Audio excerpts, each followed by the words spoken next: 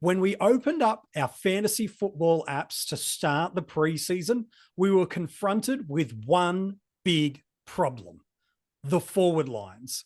The players that we loved and used so readily in 2023 have all departed us, and now it feels like we're just picking up the crumbs from the table.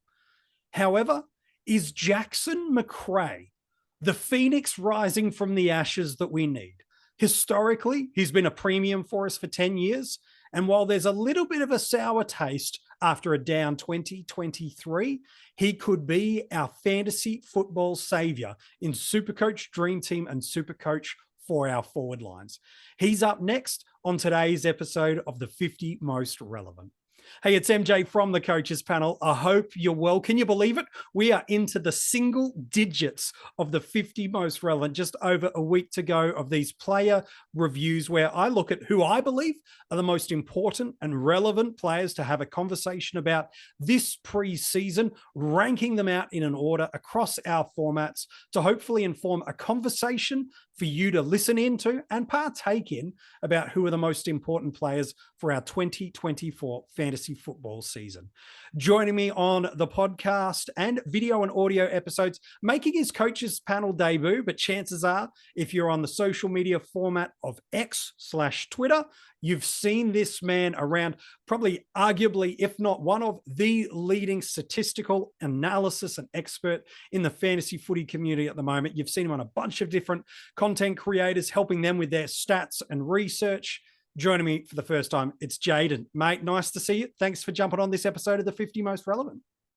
Hey, MJ, and yeah, it's an honor to be on.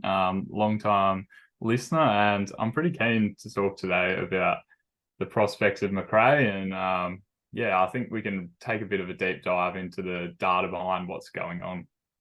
If you love your number crunching, this is the episode for you. If you don't understand numbers and data, one of the brilliant things that Jaiden has done for us in the community is putting narrative to numbers. And we're going to help us look at that for Jaiden, doing it for on the podcast, but for Jackson Macrae. So what did he do last year? A seasonal average of 99.9 in SuperCoach. 11 tons. He's priced at just over 550K for us in that format. A season high score of 145, but a career high number of 189. While if you flip yourself over to AFL Fantasy and DreamTeam, he's priced at 829,000 in AFL Fantasy, just a touch under 850K in DreamTeam.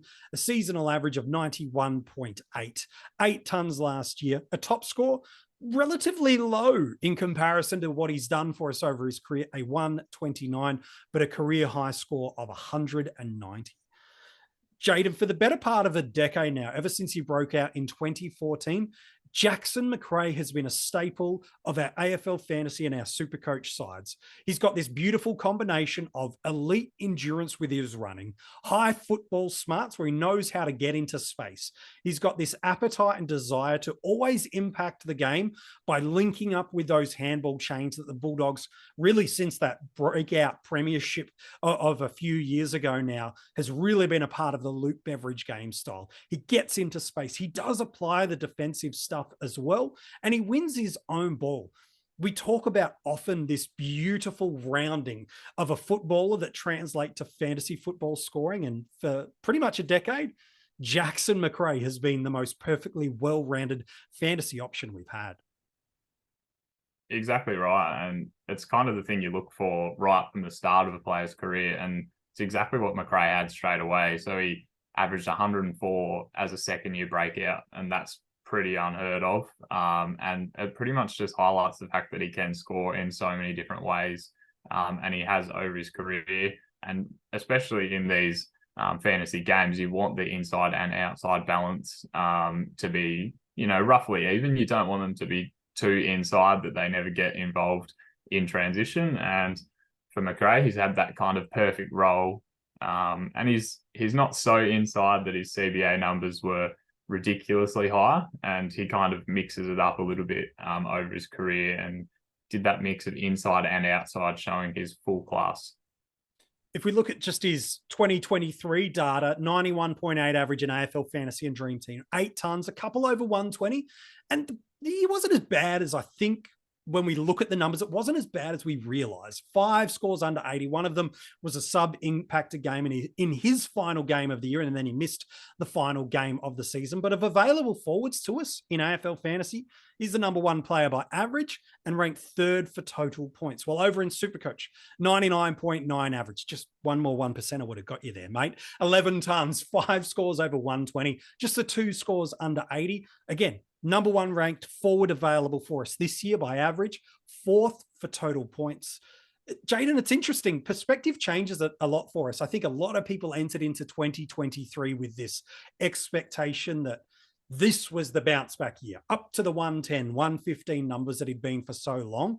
And there's this lament and sour taste in the community that he didn't quite deliver for us. And while that's probably fair, there's still patches and runs through the year where it was the Macrae of old. I look at round 10 to 13, for example. He's going at 118 in AFL Fantasy and doesn't drop below 104. In SuperCoach, goes at 129.5, doesn't drop below 100 in that run and gives us multiple scores of 140s. And so there's this interesting notion around Jackson that I'm beautifully keen to talk to you about, and why I asked you to jump on this episode was you've done a power of work for us about understanding Jackson's role in the team, his scoring at stoppage, and his scoring from transition. And ultimately, that's a conversation about his role and game style in the side. You've done a lot of the deep dive work of what he's done in 2023. Where does his scorage from stoppage and transition translate from last year to, let alone what he's done over previous seasons? Yeah, his stoppage and transition splits have been fairly even over his career, which is really good. You want these premium midfielders to have over 50 points from stoppages and over 50 from transition, because it means they can score in multiple ways, and they have a really good floor because you can't be limited by maybe a matchup that's really difficult on the outside or the inside. So you really want that nice balance. And last year, Macrae went at 48 points from stoppages and 46 from transition. So that's a really even split. So he's still playing in a way that can give him that high floor, like what you just talked about, especially in SuperCoach with more possession points. And yeah, what we're kind of seeing is he has that nice split, and he could potentially lift both of those if he gets a more consistent role. So the role is the big question alongside what the heck we do with our forwards. There's this commonality of thought process in the community, which I think has an element of fact to it, an element of fiction towards it, which is when you have a higher volume of centre bounce presence, your scoring will either be more consistent and or have a higher volume of points available to you. But we see this weird element with Jackson that, yes, of course he scores when he's around the ball more for sure. But even just in 3 games last year, he had scores in round 10 against the Crows where he had 20% CBAs. He goes 117 in AFL Fantasy and 140 in SuperCoach.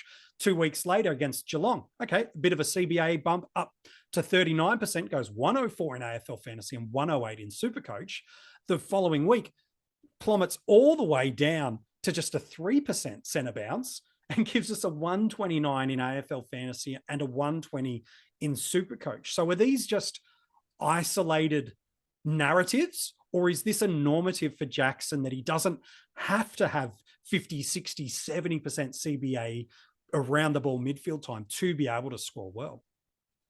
Yeah, exactly right. We want our forwards typically to be the ones that are pushing into the midfield, and that's what we've seen over the last decade. So like prior to 2021, every single year we had a forward that was priced at 92 plus. We had 5 of them in each year at least. And then over the last 2 years, it's 3 and 4 expensive forwards. And this year, Macrae is the most expensive and he's under 92. So he's at 0. So we're kind of in a really unique position where none of the forwards have really had a consistent centre bounce role.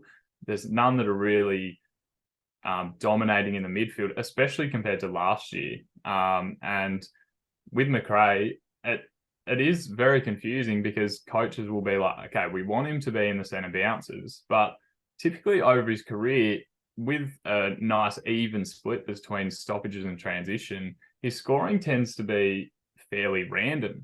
It's nothing to do with the role. So I did a bit of deep dive into this, and essentially Macrae has zero correlation between centre bounces and how many points he's winning from stoppages. So you mentioned the Adelaide game. He scored 68 points from stoppages in that game, and that was his highest game for the year. But then you talked about the Port Adelaide game where he had very little CBAs and he scored 58, which is well above his season average. So it's very confusing, and there's essentially just no correlation at all. And that holds up over the last 3 years as well. There's no explanation for what his role is doing to his scoring. His scoring is just random. When I watch Jackson Macrae, and we need to treat data and analytics really importantly with understanding of the game of football as well. And that's what I've really appreciated about what you're bringing to the fantasy football table, is it not just here's a data crunch, figure it out yourself and let your confirmation bias run with it, is you're adding and threading narrative for us that we either don't understand or haven't been able to find language to be able to put our gut feels or our interpretations on. Like, just go back and watch some Jackson Macrae games over the past couple of years. Where is it that you find yourself noticing Jackson Macrae?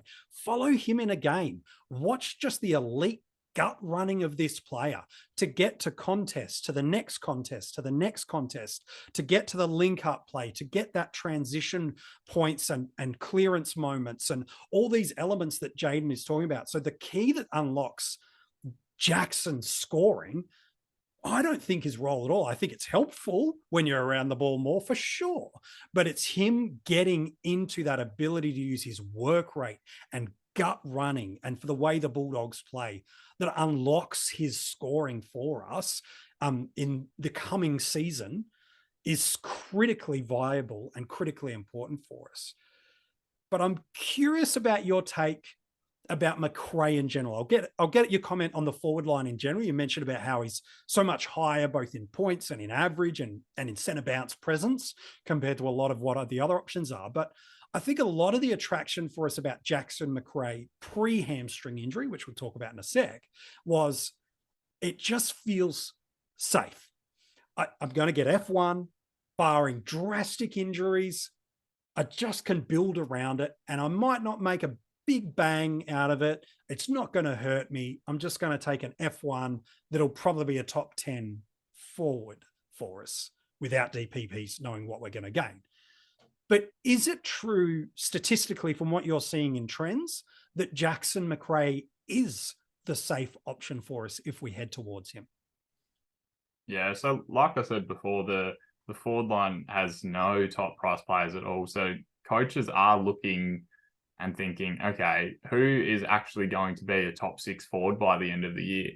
And I think that's part of the reason why still over half of coaches, despite an injury niggle, have him in that team currently. And in terms of how he's gone over the last, say, 3 years, he's gone from a streak of 110 averages, dropping that down to 104 in 2022, and last year just below 92. So he's pretty much dropping off 12 points per year. And if we're saying that his role is random and that doesn't affect his stoppage and transition scoring, well, as a competition rule, you can understand why centre bounces affect stoppage scoring.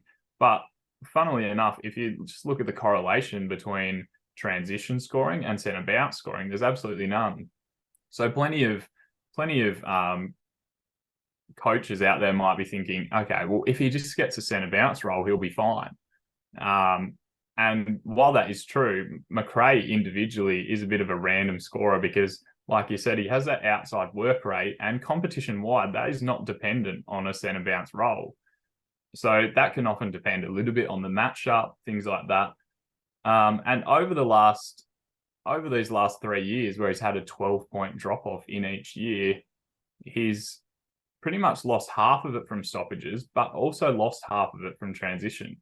So that's really interesting to me, because what is causing a drop-off in transition when we know it's got nothing to do with his role? And yeah, maybe it's just that he's been so good for so long and he can't really continue to do that. And I'm a little bit cautious on picking him because of that. Like, if he's not getting around the ground as potentially well as he did right from the start of his career, he was averaging 104 from very limited centre bounces. So if coaches think, oh yeah, last year was just an anomaly, it wasn't really, because he used to do 105 without centre bounces. So why was he only doing 91 last year? It's because of that transition scoring decreasing.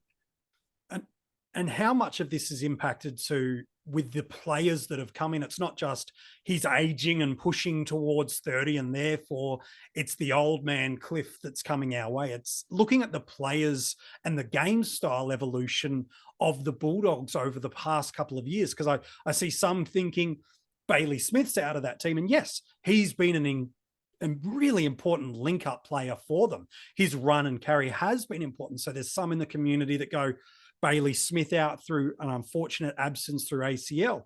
That might be the bump that he needs, because in a CBA's presence, Bont, Libba, they're locked. They're not playing anywhere else but as inside midfielders. That is where they're going to be. And the third, fourth, fifth fiddle, sure, you can have that conversation.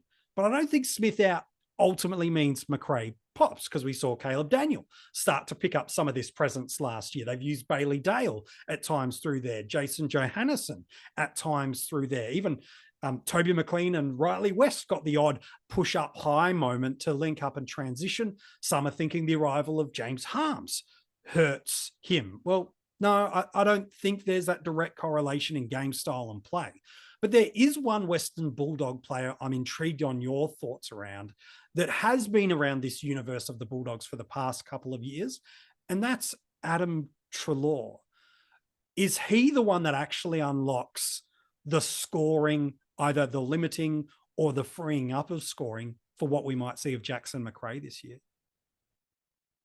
Yeah, I think that is ultimately the main reason for Macrae's change in scoring, because Treloar is a very similar career build to what Macrae has done. He was a good scorer from the start. He had some massive years when he was still at Collingwood, and now he's at the Bulldogs. He's kind of that similar player where he can score inside and outside, and he's really good running. If we look at how it's kind of broken down from a stoppage point of view, Macrae was 5 points clear of any other Bulldog in 2021. And then in 2022, they went for a really even mix where 4 players averaged over 50 and they were really close together. And then last year, Bontempelli was the best player in the competition by a long way, and Liberatore up there. But Macrae just consecutively dropped off from 61 points a game down to 53 and now down to 48. So he's kind of had that decline, and in that time Adam Treloar has actually gone up, so 38 points a game up to 40, and then last year a massive increase up to 56. And when you look at with and without stats, sometimes they can be a little bit misleading, because what if the impact is in an individual game level? So we're looking at Macrae and Treloar as a combination. What are they scoring? What are they doing with disposals and clearances? It's actually really consistent year on year if you add Macrae and Treloar together. But the problem is last year that Treloar was doing most of that, not Macrae.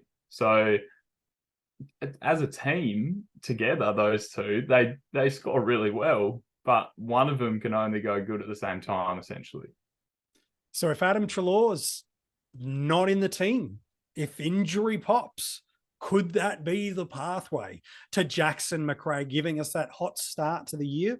Or will this on one week, off the next week continue on in 2024? We speak of injuries. Jackson's the one that's currently navigating his way through a hamstring injury.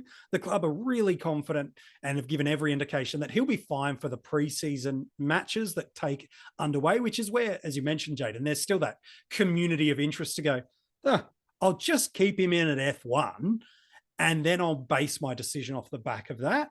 And I understand that narrative, but what I'd encourage you, if you are a Macrae owner right now, is try something different with your structure at the moment. You know what your team looks like. With Macrae in at F1, you can easily adjust back if, as Jaiden's mentioned, well, if there's a linkage here with Treloar and Treloar's out, you know what that team structure will look like. What you don't know is if Macrae's not at F1, because you're either hearing through this episode some statistical, not hesitation, but some statistical flags to be able to wave and giving you important information for it. What does your team do? Because I think, Jaiden, in general, people are looking at the forward lines and going, I just don't like it at all. No matter the structures, I think if you poke any coach outside of a couple of rookies, they're feeling a little bit like it's a house of cards at the moment. Yeah, and I think that's essentially the reason for why he's still so heavily owned, like you mentioned. So I think it is really interesting to, even if you don't think about his injury at all, because he'll probably be fine, just have a go, like you said, where you don't pick him, and see where you can spend the money elsewhere. We're playing salary-based games here, so you need to be using your money in a wise way. If Macrae continues to drop off like he has over the last 3 years, without any real role correlation to that, if he's dropping off potentially because he's been so good for so long and that's what we've expected, and now he's kind of coming out the end of that, are you really wanting to pick him if he averages, say, 85? What if he goes exactly 90? That might not be a top 6 forward. In fact, we have the least amount of DPPs since 2014. So there's no DPPs in the system right now. So there's so many players that could potentially be gaining it. I think last year we had very consistent roles. There wasn't a lot of in-season DPPs compared to the 2 years before that. So the roles were fairly consistent last year. And what that means is a lot of players only have one position. So there's plenty of room for players to add that secondary position. And potentially we could be completely fine in the forward line by round 6. So I'm really want to encourage you to have a go and see if you think Macrae's scoring is to do with his role, then fair enough. And you might understand that by watching the game. But in terms of statistics wise, I think that drop off can't be explained by role. He used to be able to score well without centre bounces, and he's not doing it anymore. So I want to encourage you to play around with your team, because it is salary based. You want to be spending your cash in an efficient way. You want all your players to increase in value in an ideal world. So just play around with, is Macrae going to increase? Maybe you just look for more value in the forward line. That's certainly something that people have looked at, especially now that he's had that injury flag. Depending on when you're listening or watching this episode, we've got give or take a month till football officially gets underway, where the points and the games actually matter.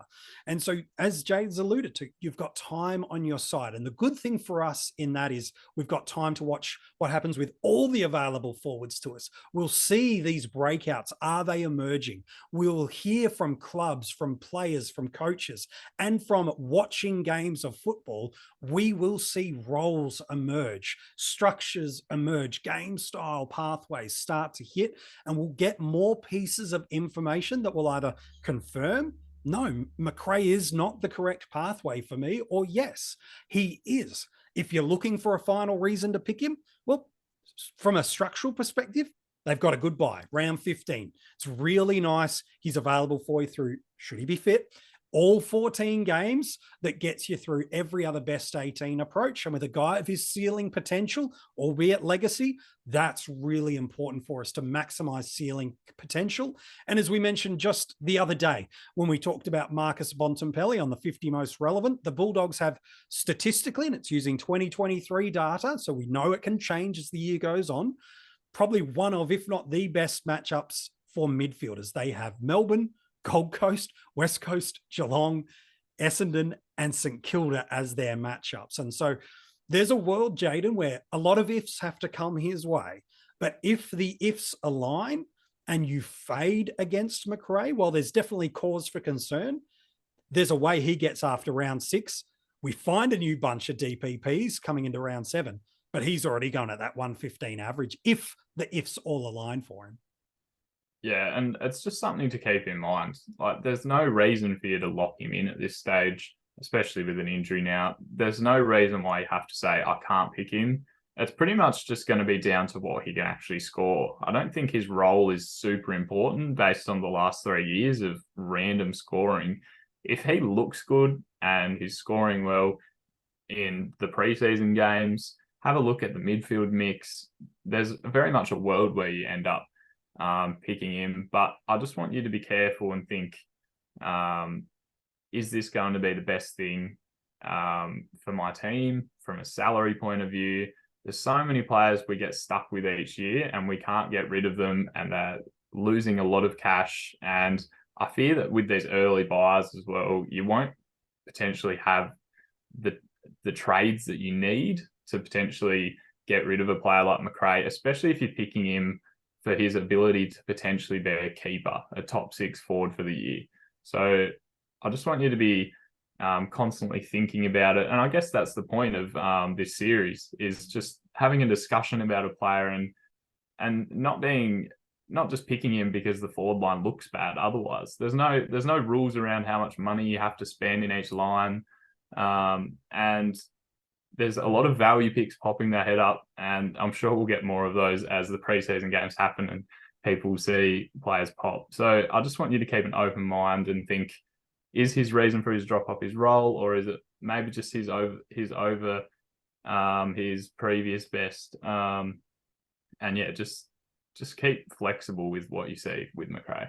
Some really good advice for us that play classic and salary cap formats of the games. While over in draft, ultimately, while same scoring, same elements and dynamics we might have to challenge, it's a different game. It's a different mindset. It's a different way of approaching drafts. Where do you see him go on draft day, Jaiden? I think he'll be the consensus ADP first forward off the board for a lot of people, and legacy will be the primary motivator for that. But where do you think is right to approach picking an early forward like a Jackson Macrae? Do you see the positional scarcity of top liners motivate the early pick? Or are you more of the consensus that is fade this line and punt forwards because they're all a bit ick? Yeah, punt forwards has definitely been kind of the flavor of this preseason when it comes to drafting and average draft position. I think the important thing to remember is we don't have less forwards this year. We just have not as expensive ones. None of them priced over 92 when we've typically had 5 or 6 over the last decade. So there's no positional scarcity in terms of how many players there are. It's just we don't have that top end. So I see Macrae, like, if he scores at 90, is he so much more valuable than the average forward you're picking compared to what we saw last year where we had players going 110?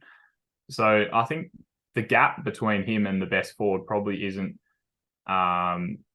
so massive that you need to think, okay, he's going to be in the first round. So I think if you target him maybe towards the second round, I think that's kind of where people are thinking he will end up going. And he's going to be more of that consistent type scorer, I believe. So he's pretty reliable, and I think that's why he'll be very clearly the first forward taken off the board. Love your thoughts and totally agree with you on that as well. Jaiden, it's been awesome having you on this episode. I think you've given us a lot, not just statistically, but now narrative and nuance to understand about the potential upside for a Jackson Macrae, and also the potential flags that you've waved that might trend true if recent history is of anything to go by. Mate, thanks for jumping on the 50 most relevant. And also, where can we keep in touch with you across social media and see some of the great statistical work you've been doing for the community? Thanks, MJ. Yeah, it's been great to jump on. For me, I'm on Twitter. That's the best place. Got the most following on there, so that's where I focus on the most, at Jaiden_Poposky. I'm also on Instagram at Stats by Jaiden. I'm putting together a bit of a website at the moment to kind of present some of this data that I'm talking about. I really love working with these stoppage and transition points because it gives a lot more context to what a player is doing, rather than just saying, oh, that fantasy scoring is correlated with asset and bounces for someone like Macrae. It's actually not the case. So I'm really keen to continue to work through the stoppage and transition scoring, especially as we look into a new year. Like, how can we use it to actually predict a player's role and what's going on? Because ultimately we want players that score from both the sources, not just have the the role of the percentage of centre bounces that we look for. There's a lot more deepness to that. So if you are keen on that, I recommend that you follow me, and I'll continue to look through that because I think it's just so interesting and there's so much more I can do with it. Mate, absolutely. One of the great things you've done for us as a community is every year it feels like we're getting a greater understanding of the game of football, how to analytically and statistically capture that, and then how to interpret that together. And you've definitely been a leading cause of that. So thank you, my friend, on behalf of the fantasy footy community for doing that. We've got all of those links and locations of where you can keep in touch with Jaiden. We've put them in the description of this episode. So if you're like, I spell the surname with a P and a U and a W, don't just go into the description of the episode. We've got you covered so that you're not going to end up on some random X Twitter website that you'd rather avoid. We've got you covered with that in there. And by the way, there's also buy me a coffee link, which is a way where you can actually kick a few dollars over to Jaiden to not just fund the great work he's doing in the community, but practically support him in that as well. And I can encourage you as you're listening, if you've really appreciated some of this statistical work he's done, not just on this episode, but for the community in general, jump on that link, buy him a coffee. That $5, that $10, it means nothing really for most of us, but that accumulation actually does enable Jaiden to be able to put up and put out the great content he's doing for us. So please, if you can do it, absolutely jump on and do that. If you've loved this episode, the good news is there's an article that sits right alongside it at coachespanel.tv. You can read that for Jackson and any other player we've revealed so far in the 50 most relevant. These audio podcasts are available on every single platform. Just simply search for the Coaches Panel, subscribe, and as soon as an episode goes live, which will happen every day of the preseason, even after the 50 most relevant ends, you'll get them straight to your device. Leave a 5-star rating if you'd like. We greatly appreciate it. We've also got our own YouTube channel. We thought, why not? We do most of these over video recordings anyway. Why not let you see them? So you can jump online, check out the YouTube episode and subscribe while you're over there as well. On the hunt for the 1,000 subscribers before the end of the 50 most relevant. We had none when we started doing content this preseason. So if you want to jump on over there and subscribe, we would greatly appreciate it. So who's tomorrow in the 50 most relevant? Are you getting good at figuring these clues out? Let's be honest, the less names left to go, it's harder for me to give ones that it's not as easy to pick, but let's give it a go. Last year, and it happens every single year, there's a player that over the final 6, 8, 10 weeks of the year that were lowly owned at the start, but something dynamically changes and they absolutely dominate over those final few weeks and months of the season. We're talking about a player that did that for us in 2023 and is in that spot potentially for us in 2024. He's held the positional status from last year that's meant he's equally in the eyes, if not more so, valuable to us in 2024 than he was at the back of 2023. And he's also the last of his player line that we are talking about, making him, in my eyes, the most relevant for that position in 2024. But relevance doesn't mean best. Relevance just means relevant. Who is he? You'll find out tomorrow in the 50 most relevant.